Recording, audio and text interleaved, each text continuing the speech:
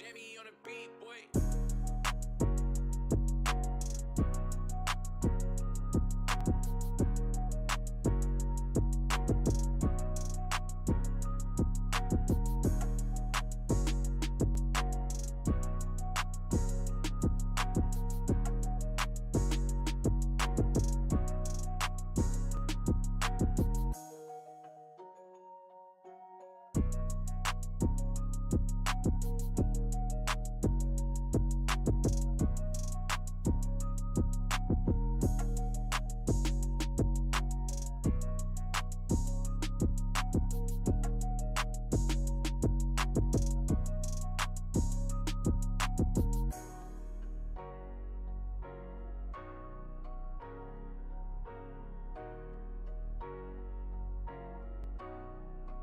Jimmy on the beat, boy.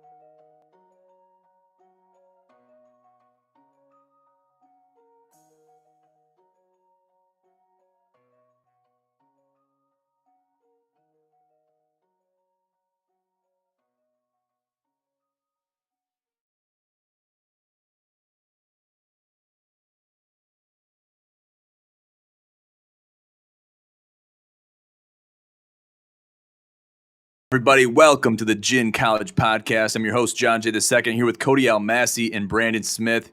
Gentlemen, how are we doing tonight? Doing good, man. Lions crushing it right now. So great Thursday night, at least start to it. Got to finish the job. Yeah. Job is not done, as we say. But yeah, doing good to be here with you boys. Couldn't be better. Yeah, so far so good. Like Cody said, with those lines up, we're happy. We're happy campers right now. Ready to talk some football, college football. Yeah, a lot happening in the college football landscape. Obviously, it's ever developing, ever evolving. It is college football. And we're getting into the proving ground stage where we are kind of getting a good feel of where teams are going to wind up going into the postseason. And it's crazy to say, but we're almost halfway through, gentlemen.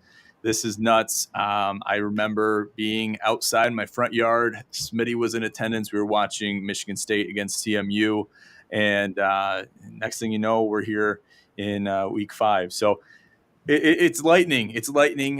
We see it in flashes. It is the college football season, and you got to appreciate it while it's here. I can't say it enough. And, it's just one of those things that's here and gone.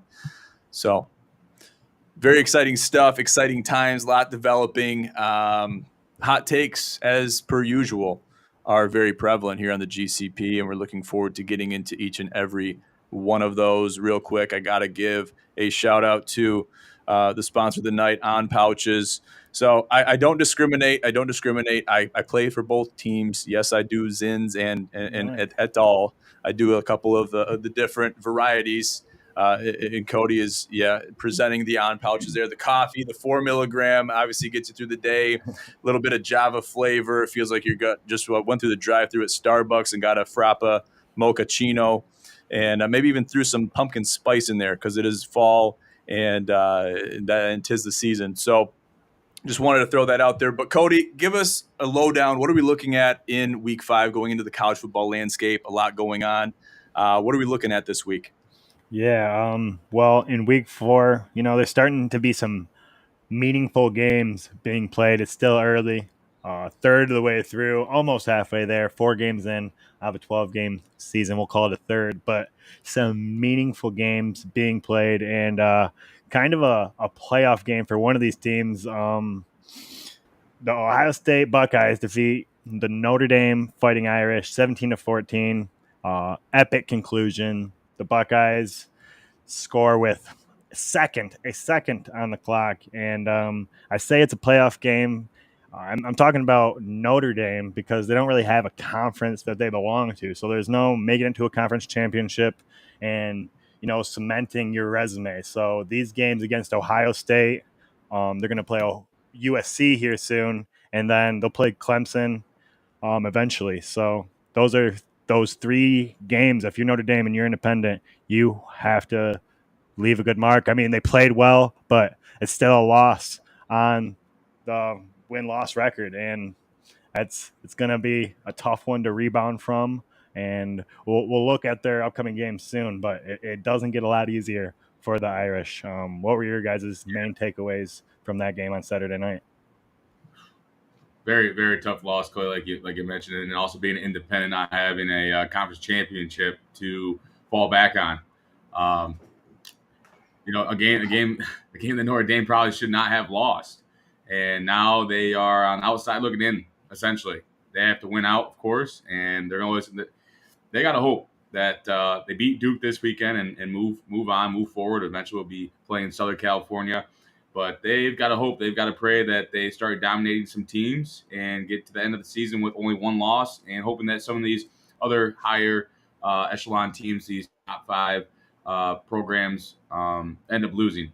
I've been hearing that it's less than 30% chance that they make it in now. So that loss, those errors, those miscues and mistakes, lack of execution against Ohio State last weekend might have potentially cost them an opportunity in the college football playoffs. So huge loss. Definitely. I'm going to go to John here in a second. Just want to reiterate a point he's made often. And hold on, let me edit this layer. Apparently, we went back to the dynamic scene. Sorry about that. All right. A game of inches is what John calls it. He says that all the time. It comes up in many games, especially these ones, these tight classics. That is what this one was. And this one came to be a game of seconds as well, because if you think about it, any time during the game, if Notre Dame, they waste another second, that means Ohio State doesn't have it at the end of the game. So that 1 second on the clock came up to matter just as much as that 1-yard touchdown punch by Mr. Trip Anum. Listen, this is one of the games that really makes me sick to my stomach, and this is why. Cody, I remember you texting the group chat, texting the Discord, and said, "Hey, guys, we did it. We did it. Notre Dame did it." And Mitty was talking to me, too, through the text. And, I was like, you know what? We got it. I'm looking, there's no time on the clock. We were literally in garbage time. And next thing you know, I refreshed my phone, and the score has changed for the worse. And to give up a game in that scenario, to not be able to execute in triple coverage, to allow a pass on 3rd and forever, to get on your own 2-yard line, 1-yard line, whatever it was, it truly is about a game of inches, and you just can't let a pass get completed in that scenario. It's just a terrible execution on defense. You can look at the terrible play calls, and you can really see the lack of experience at the head coaching level from Marcus Freeman on the Notre Dame side of the ball offensively, and just a piss poor performance in garbage time. You're playing a 2-minute drill on defense, and you should be able to execute, at least keep them to a 4th and forever opportunity to win a miracle game. But instead, you give them a 1-yard rush, and you can't play goal line defense. So it's just a terrible loss at home, terrible black mark on the record of Notre Dame going into the rest of the season and the postseason. And like Smitty alluded to, they're going to have to win out if they want a chance.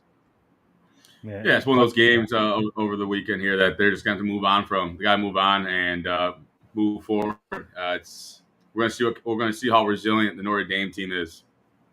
Yeah, no, Coach Freeman, he did the right thing, the first right step in rebounding. He took it all upon himself for the coaching miscues at the end. Only 10 Fighting Irish defenders on the field when that touchdown was scored in the final seconds there. So, one more defender makes a lot of difference for those goal line stands. And even the play before, they didn't have a guy in there. And they were lucky that the pass was not complete to Marvin Harrison Jr. because that dude came up big for them at the end of the game, making some big catches. And, yeah, like you said, you just can't let the game get away from you that way. F your Marcus Freeman, especially when you start the game so well. Keeping them held to a field goal through the first half, and then only one touchdown until that throughout the entire game. So pretty great game up until the last couple seconds, but that's when it matters most. Got to be able to control the errors that you have firsthand control of controlling, without putting that any more of a tongue twister way. You got to be able to control what you can control and control those variables to your benefit. If you can't do that, if you control those variables in such a way where they work to your detriment, then you're going to lose those 50-50 games. And in my opinion, that should have been more than a 50-50 game for the Fighting Irish. And it's not looking good for them going forward. Yeah, so let's talk about that real quick. The next 3 games for the Irish, they have all 4-0 squads in front of them. The Duke Blue Devils, they're going to Chapel Hill to play that game. At Louisville against a newly coached Jeff Brom team that just looks out for blood. They're putting 40 plus on everybody they play right now, and they're looking good. And then you got college football contender in the USC Trojans, reigning Heisman winner Caleb Williams, coming to South Bend. So it's all uphill basically for them. You guys, how do you foresee the next couple games going for Marcus Freeman and the Irish? It's not looking too good. As previously alluded to, they got a really tough schedule going forward. You got to play a really good Duke team, undefeated. Louisville, very strong team as well. Caleb Williams and USC, they're proven to be the truth, even though I pray on their downfall every single week. I do. The Terrapins are no joke. Purdue's no joke. They're starting to start coming around a little bit more. And then Penn State, a true relentless team at its finest in the Big Ten. You got some really strong Big Ten contenders there going towards the latter half of your season. And if you're Notre Dame, that was a turning point game with Ohio State. You're getting your feet wet with the Big Ten, probably a conference you should be in. And if you can't win a game like that, having such a chance to win, then I don't know. Teams are going to prey on this. They're going to look at this. And they're going to be licking their chops. I don't think so. And I think they're going to take advantage of it. I don't know. I think looking at that schedule right there, this probably was a great loss for them because the way they lost the whole game, the offensive play call in the first half, not running the ball when they should have. There was a play in the first half, second quarter. They run it 3 times or 2 times, get some great yards. It's 3rd and 2, and they decide to do a pass. When their running game, if anyone watched the game, noticed that the running game with 4 different backs, they were running the ball well in Ohio State. Okay. Run the ball very, very well. They got a very good run game. So in this game, the offensive play calling wasn't great. It wasn't what it should have been. It wasn't fluid through the whole game. It wasn't consistent. The defensive miscues in crunch time, the mishandling by the coaches in crunch time. It was a great learning experience for this Notre Dame team. And if you're looking at that schedule there, they're going to Durham. They're playing a Duke team. It's college game day. It's a 7:30 game. It's another massive game, right? Again, we're going to see how's Notre Dame going to bounce back, right? Bounce back against Notre Dame, they got to. Or they got bounce back against Duke. Then they go play Louis, who's fighting to be undefeated tomorrow night against NC State on the road. And then it follows up with Southern California. And you get through those 3 teams. You got some confidence. You're rolling again. You're back in the spotlight. And then if everything goes well, then you're playing Penn State. And Penn State is a very good defense. So Notre Dame still has a very good opportunity to make the college football playoffs, looking at that schedule. But they got to get rolling. And I watched a couple of interviews about this Notre Dame team. And They, the running back and everyone, they're tough loss. Sunday was tough. Monday was kind of tough, right? But they're ready to bounce back. They're gonna hey, this running back said, Estime, I think his name is. He's like, we're not gonna be essentially trying to take that Ohio State game out on Duke, but we still got a bad taste in our mouth, and we're going to play Duke. They know what they need to do. They know what the stakes are. They know what kind of team they have. So I'm excited to see what they do. 7:30 in Durham against that Duke team, who's also playing pretty well. But Notre Dame, look, Ohio State, tough team. They were ready for Notre Dame. They knew the spotlight in that game. That team showed up as well. Did they eke out a win? Did they get by with the skin of their teeth? Yeah, they did.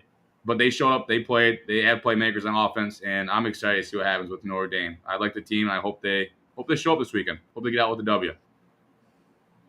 Yeah, I'm right there with you. I think it could be a good loss, and now's the time. Get a loss like that out of the way, and then you have these 3 games to make everybody forget about this game, and they'll just look at how close it really was at the end of the season. One more thing I want to talk about. A Big Ten team, Penn State, they were playing at the same time that this was all going down. They were playing Iowa Hawkeyes, Big Ten opener for them, and they were suffocating to the Iowa Hawkeyes. I enjoyed watching me and Schmitty's team's former quarterback, Cade McNamara. For my Michigan fans who don't know, he's a spoiled brat, Cade McNamara. So I enjoyed watching him struggle mightily as an Iowa Hawkeye, I should say. But I did not enjoy seeing how dominating that Penn State defense looked and how easily the Nittany Lions moved the ball and how fluid their offense looked on, a team like Iowa, who is usually known for a pretty stout defense, even though they're struggling on offense. As fans of the Big Ten, I'm curious what you two think about Penn State. Luckily, the Buckeyes get to play them in Columbus, but the Wolverines, we have to go to Happy Valley, and it's going to be unhappy Valley for us as Wolverines fans.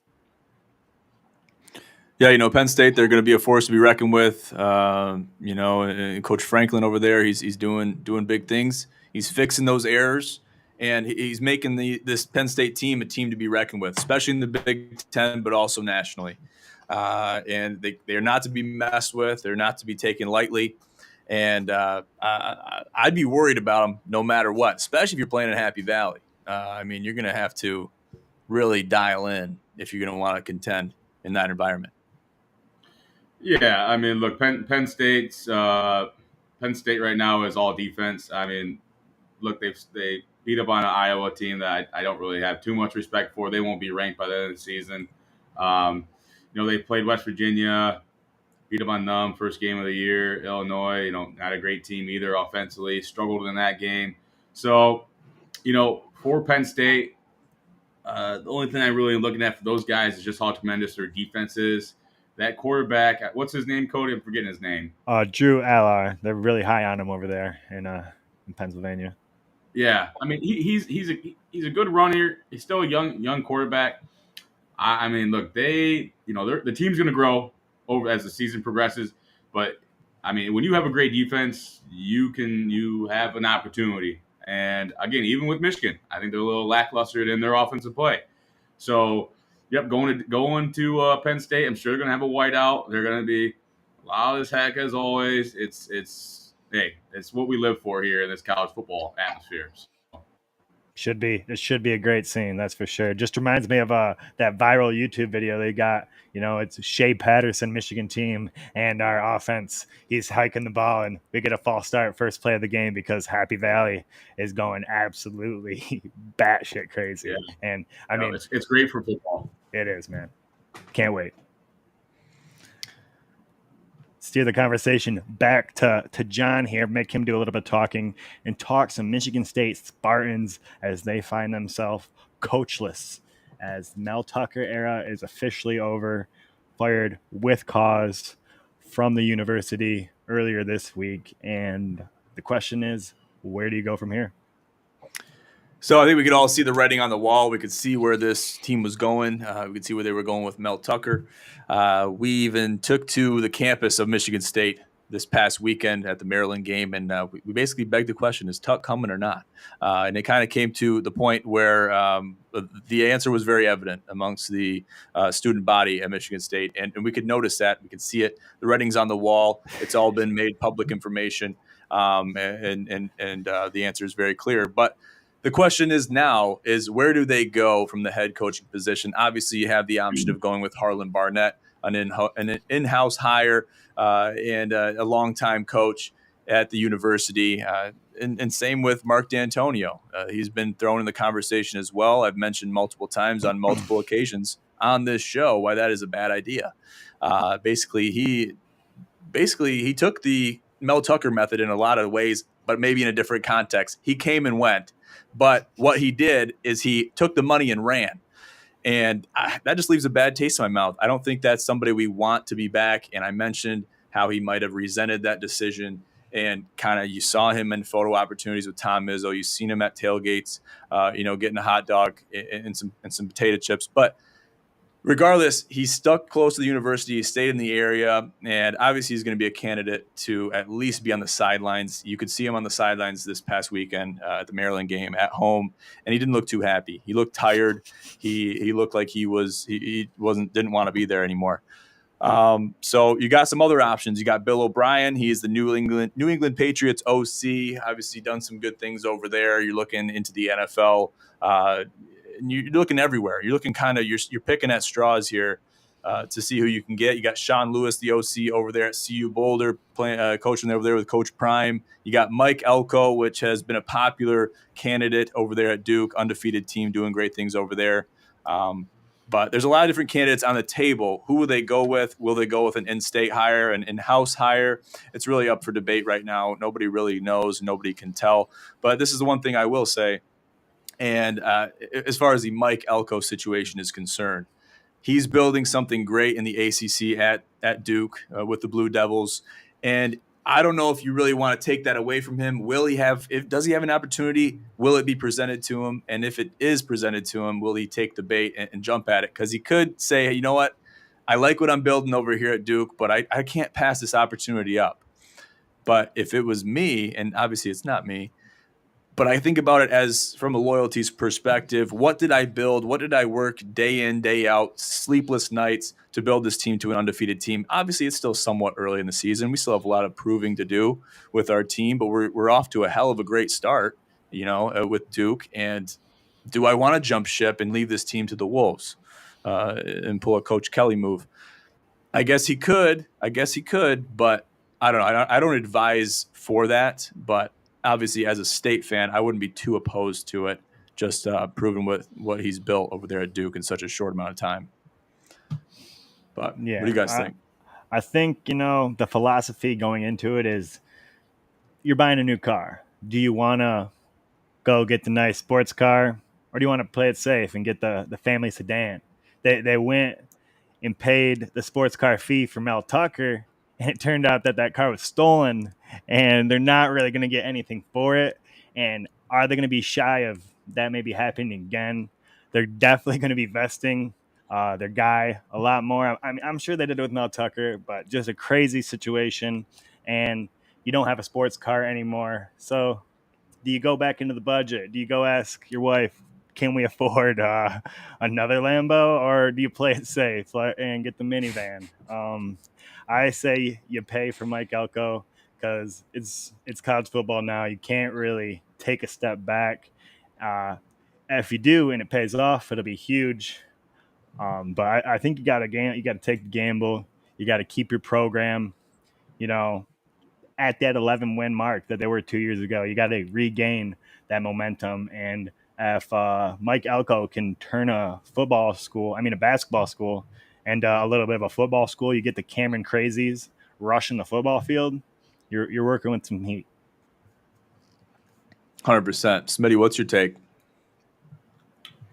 Yeah, I mean, there's a lot of work to be done at Michigan State.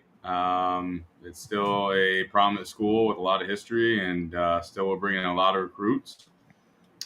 If I'm Mike Elko, I'm probably staying at Duke, to say the least. Well, you bring up a good point because, you look at the scandal and somewhat Michigan State is scandal prone. At least they have been in the last few years. And do you want to be a part of a university that has that type of reputation? Obviously, Matt Franklin went to Penn State with all the controversy going on in a very tumultuous time period, and it took him some years, took him some time to really turn that program around. So you got to go into it. If you're anyone that is on the table to have the head coaching job at Michigan State, you got to be willing to take on some of that baggage, some of that auxiliary material that kind of comes with the job. It comes with the position. It comes with the Spartan head on your shirt. It comes with all of it. So a lot of it has to be taken into account as a prospect. But at the end of the day, someone's going to have to take the job. Someone's got to throw the headset on and deal with that. So hopefully whoever it is gets the program in the right spot and gets them back to a win now status, which I believe they deserve to be at. Yeah, real quick, if they do go with the in-state hire, I know just the guy. Speaking of cars, they can go right to the factory. Eastern Michigan, baby. Chris Creighton. He's done a lot of great things here at Eastern Michigan. And I like to call him King Creighton. Only Michigan school to go to a bowl game last year. And he is a culture kind of guy. And that's what Michigan State needs. Someone to build the culture. He'll get the hometown discount. And guys play for him. So, hey, you know what to do. Go with King Creighton. Take him to MSU. I'll hate to see him go, but he's the guy for the job if it's not Mike Elko. Yeah. I think you should send out some emails, Cody. Get some emails out there. The state board, let them know there's a prospect out there. He's right down the road. Yeah, I think it's a great idea. Just right down the road. That's right. Get some petitions signed. I mean, I think you got a hell of a case there, and we might even see Cody in some green and white material, some attire with a potential Spartan head on it. Who knows? I would be inclined to watch a little more of their football games, maybe. Hey, you make a strong case there, Codes. But Right. I think it's time to move on. What else we got? Yes, We could be beating a dead horse. This is still breaking or developing, so I can't wait to see what they do out there in East Lansing. Let's get to a new segment we're going to introduce. We'll run this for a couple weeks, and we're going to take a look back at Mr. Bink's mullet, see how that's coming along. I see it flowing through his visor. But we got this beautiful graphic I've constructed. Dude, where are my keys? And this week we're talking about sniffing upsets. And we got the commish there looking dapper. No mullet there, clean out of the barber. But we're going to let him take this one away, introduce Tremendous this segment tie. to us. Tremendous He's tie. looking really good.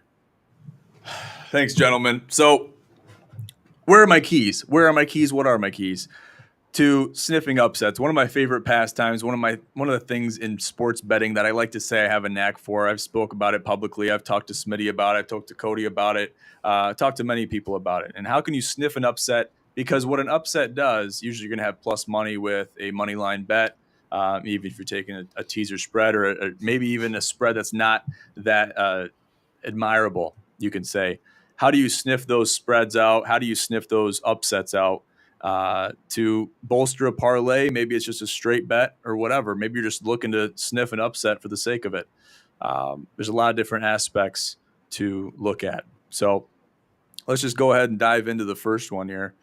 And that is watching film. You got to watch film. You got to watch the previous games. You got to watch the teams play. You got to watch them every chance you get, because how are they going to perform against certain defenses? Looking at the offense, looking at the defense, looking at the dynamic.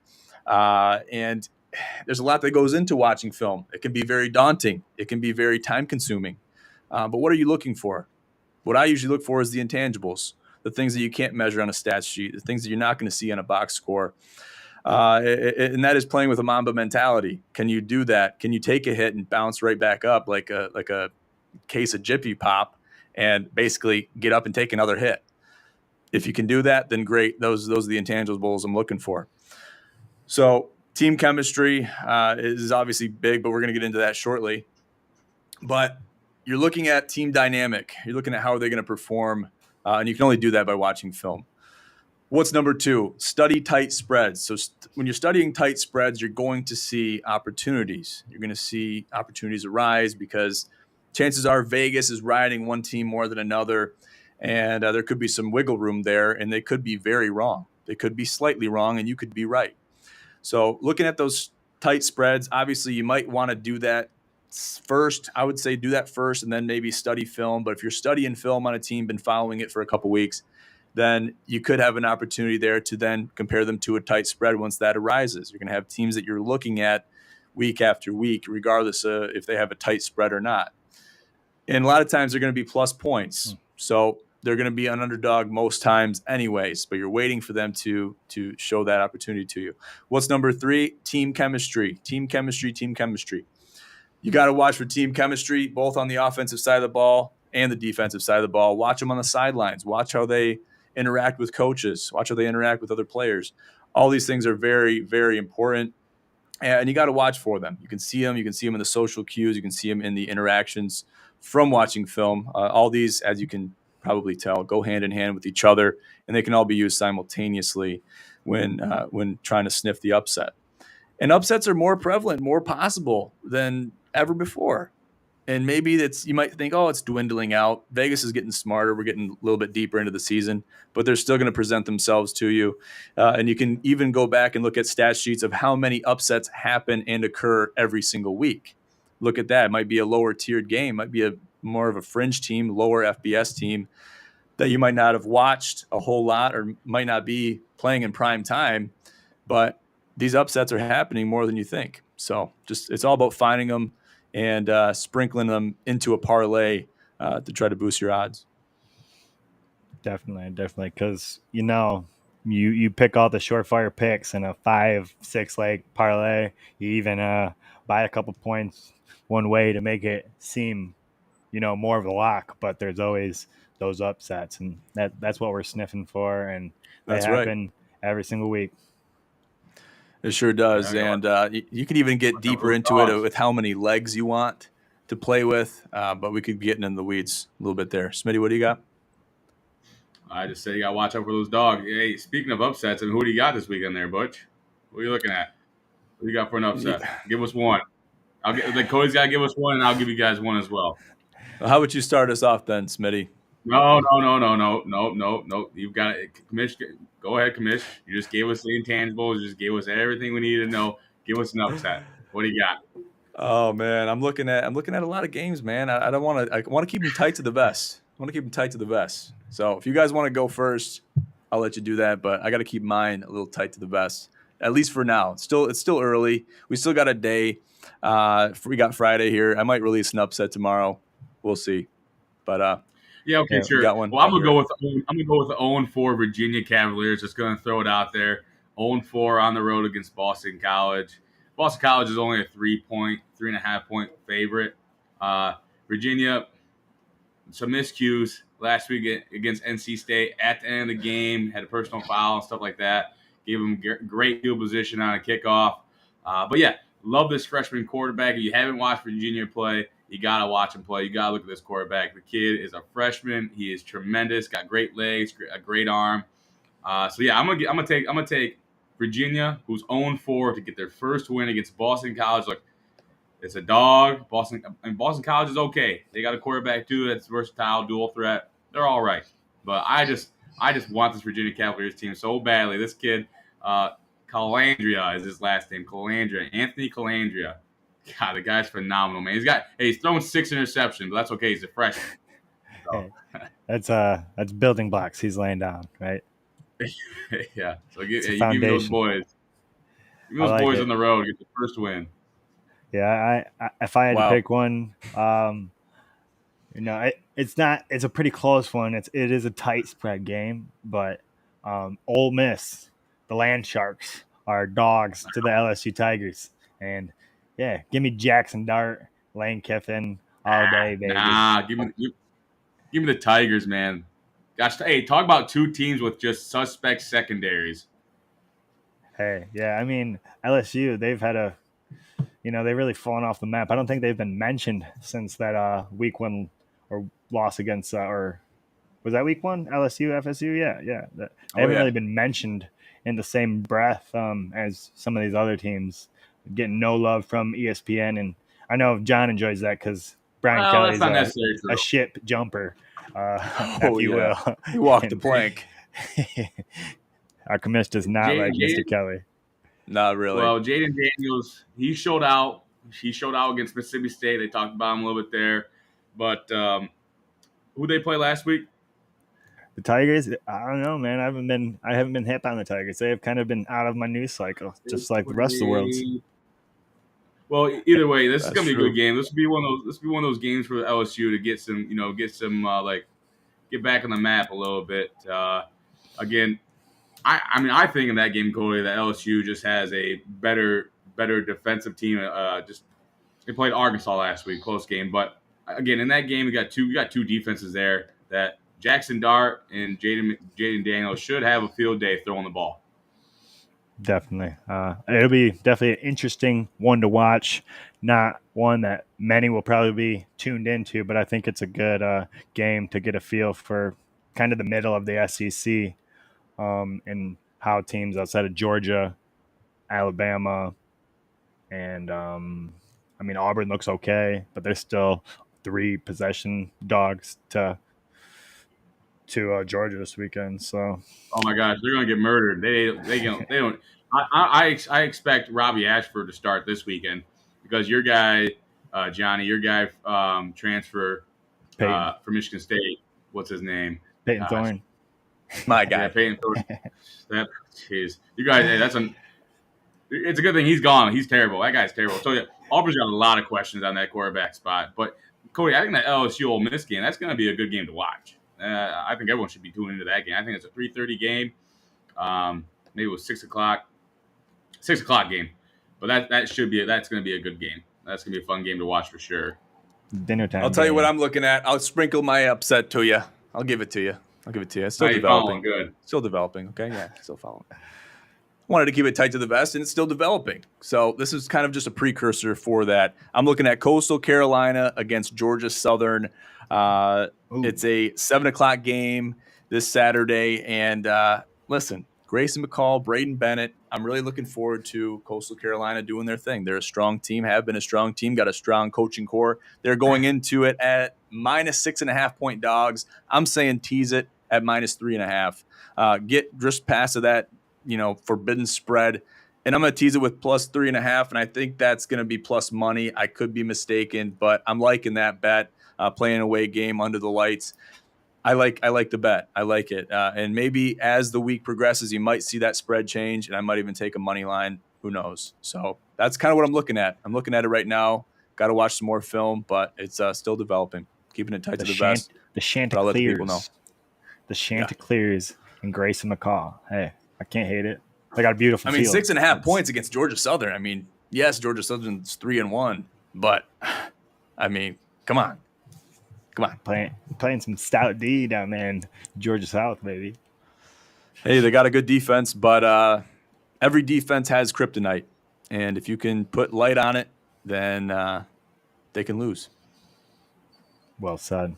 Well, Okay. Lock them in. We'll see what happens. We'll see what happens. We'll throw it in the pick'ems. Everyone's upset that we threw in there. We'll throw them in the pick'ems. Add it to the tally. Definitely. Yeah, sure. Some forced upset picks at the final hour here at the buzzer. Forced it out of me. It squeezed it out of me, Smitty. Holy smokes. Well done, buddy.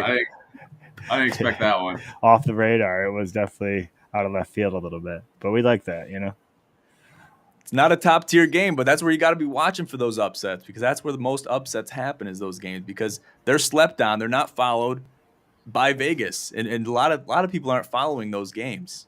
A lot of people aren't watching film on those games. So those are honestly the games you got to kind of be looking for. All right.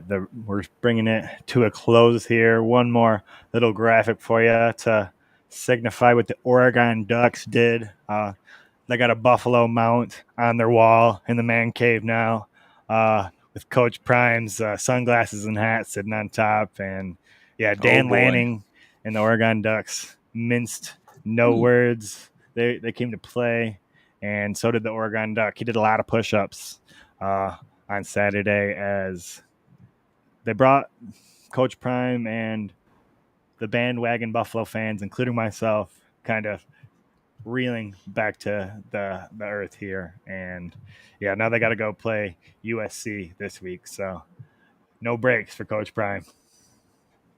No breaks at all. And, we mentioned last week, does Coach Prime have the it factor? And does that still hold true? I guess that's an age-old question that has more or less developed over the last 7 days. And I guess I could pose that question, but I think I'd be wasting my time because does he have the it factor? I think he has to deal with these humble mindsets. He has to deal with adversity. We have to see him look at it in the eyes and be like, this is the team that I have. And that was the team that I thought that I had. I thought we could take on everybody. And maybe there was a little bit of delusion sprinkled in there. But be it as it may, you got to deal with a tough loss to a very strong Pac-12 team to be able to humble yourselves, to be able to grow, to be able to get better. And how are you going to deal with adversity going into a game against USC? Very hostile environment. And you're basically being tested. You're throwing yourselves to the wolves again, maybe even in a worse way. So you got to look out for that. You got to see how you're going to perform, what kind of adjustments you're going to make. How do you look in the eye of adversity and rise from the ashes? Can you do it? Can it be done? Do you have the stones to do it? We're at home, by the way. We're at home, I think, aren't we? Colorado's home, yep. And they are home. They are home. So a hostile opponent in a non-hostile environment. But nevertheless, let's not get lost in the weeds here. They're playing uphill, regardless of playing at home, playing away, it doesn't matter. They're playing uphill. They are their own biggest enemy in this situation where they're at in the state of their team. So can they rise from the ashes and look in the face of adversity and say, yep, I was humbled, but listen, I'm still here and I'm going to fight another day. We'll have to wait and see. Hey, I'll be honest. I think all that chatter, all that excitement, all that talk that began the year for the Buffaloes, I think what essentially did now is just put a target on their back.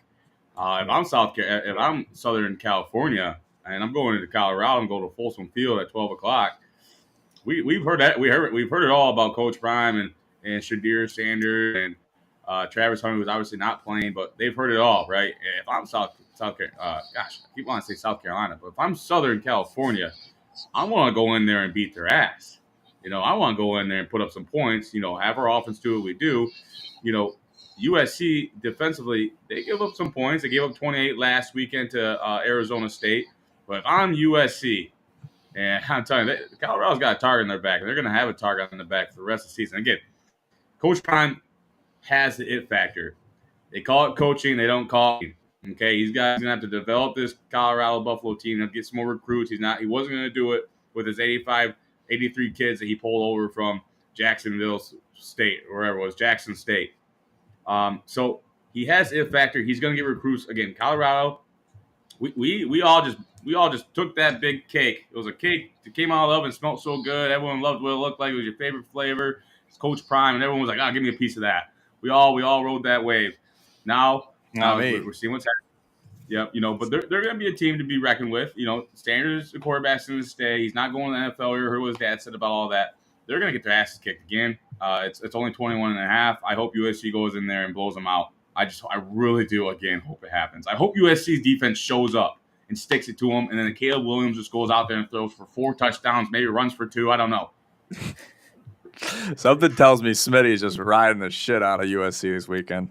And I could be wrong, but I don't think so. Hey, you give me USC by 13.5, and I'm comfortable. Oh, so you got to tease that 21.5. Well, I could even. I mean, if I was being cocky, I'd take him in at 20.5. If I want to be comfortable, I'm taking him at 13.5. I might just take him at 14. But that's if I want to be comfortable, if I want my feet up, or if I want to be up on my feet, screaming at the TV, getting just mad as hell when Colorado scores. Yeah, I could see a Colorado backdoor cover in this game. I think Oregon was maybe the tougher of the two tests because their defense is a lot better than USC's. But Caleb Williams, he's gonna do his thing to that Colorado defense, especially with no Travis Hunter. Which, man, it sucks to see him just be held out. You see the reports of him just texting Coach Prime wanting to get back in, and Coach Prime's just like, "No, man, you're good. Your future's too bright. Recover." if I'm USC and I'm a player on that team, I'm saying kick them while they're down. Kick them while they're down. You know, they only scored 6 points last week. We don't let them score any more than that. Kick them while they're down. Got a good point. Yeah. Damn. Ruthless. What else we got, Cody? All right. I think that brings us to the close, my friends. That brings us to the close. Okay, good deal. So we're getting into another week. And you know what's crazy about this era of college football in this day and age is it seems like, you know, I think you guys can feel this too. And I think everyone watching at home can see this too, is the weeks are blending with each other. We can see one week blend into the other. And that's kind of part of why, you know, life flies by, especially the college football season and both NFL and college football, they fly by. And then before we know it, we got college basketball, everything blends in with each other. So taking advantage and, you know, looking at every single week, not taking it for granted. I can't say it enough. It's so important. Take every game and hold it close because it's here 1 second and then it's gone. So with that, final thoughts. Cody, we'll start with you and then we'll go to Smitty. Yeah, just like you said, take in college football because before we know it, it'll be gone again, and we'll be wishing for it to be September and kicking off already. But on the NFL side of things, Montgomery just scored his third touchdown for the Detroit Lions as they extend their lead 34-17. A couple minutes left, but yeah. David Montgomery, back from injury, eating. Kidding me. Love to hear Smitty, that. what do you got? Love it. Yeah, I mean, look, we're in week 5 here. It's another great weekend of college football. Not a lot of great matchups, but there are some good games out there to watch, and just looking forward to every weekend, week in, week out. You know, you go through Monday, Tuesday, Wednesday, and here we are at Thursday. We got some games going on Friday. Here we are watching Louisville. All of a sudden, we're rooting for Louisville to be 4-0. We got Utah versus Oregon State matchup. What's going to happen there? Give me the Beavers. Just love it. Couldn't be more excited to watch some college football. And as the weeks progress, we're going to get better matchups every single week. So just love to be a part of it. Yep, can't take it for granted. Got to appreciate it while it's here and continue to move onward and upward.